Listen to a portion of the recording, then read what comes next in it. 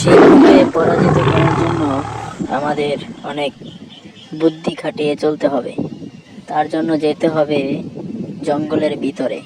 জঙ্গলের ভিতরে একটি তান্ত্রিক আছে, যার মাধ্যমে আমরা সিংহকে পরাজিত করার শক্তি পেয়ে যাব।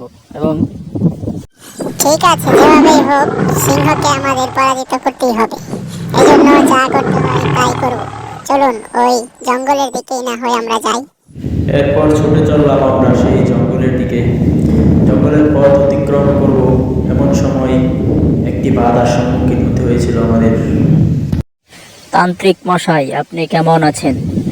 আপনাকে আমরা খুঁজতেছিলাম, কারণ আমরা সিংহকে পরাজিত করব।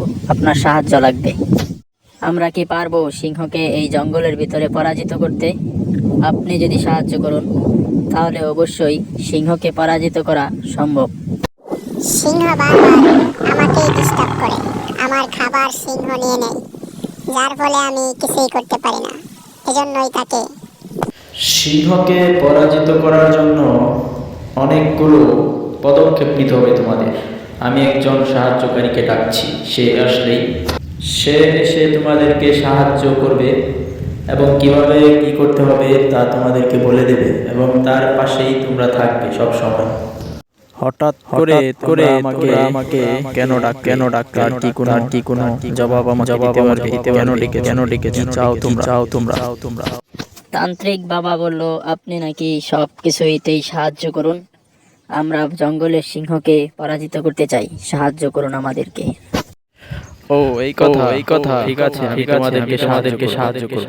আমার সাথে যদি থাকো অবশ্যই সিংহকে তোমরা সহজেই পরাজিত করতে পারবে।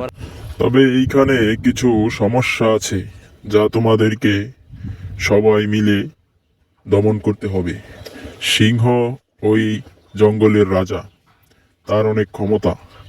তাই তোমরা যা করবে একত্রে মিলেমিশে করবে, কখনোই কাউকে ছেড়ে যাবে না।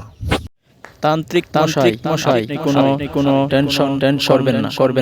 এটা আমি ওদেরকে নিয়ে যাব এবং আমি ওদেরকে সাহায্য করব এবং কিভাবে এটিকে পরাজিত করতে হয় সেই সাহায্য করব এবং সিংহ শেষে হবে। এটা তান্ত্রিক আমি জানি তুমি পারবে, এজন্যই আমি মূলত তোমাকে ডেকে নিয়ে এসেছি।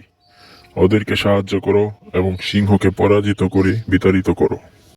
আপনারা কোনো টেনশন করবেন না, আমি বাঘের সাথে লড়াই করতে প্রস্তুত। বাঘ আমার সাথে পারবে না, এটা আমি ভালো করেই জানি। ঠিক আছে, তাহলে সাবধান, সকলেই সুন্দরভাবে যাও বাঘকে নিয়ে এবং সিংহকে পরাজিত করে আমার কাছে চলে এসো।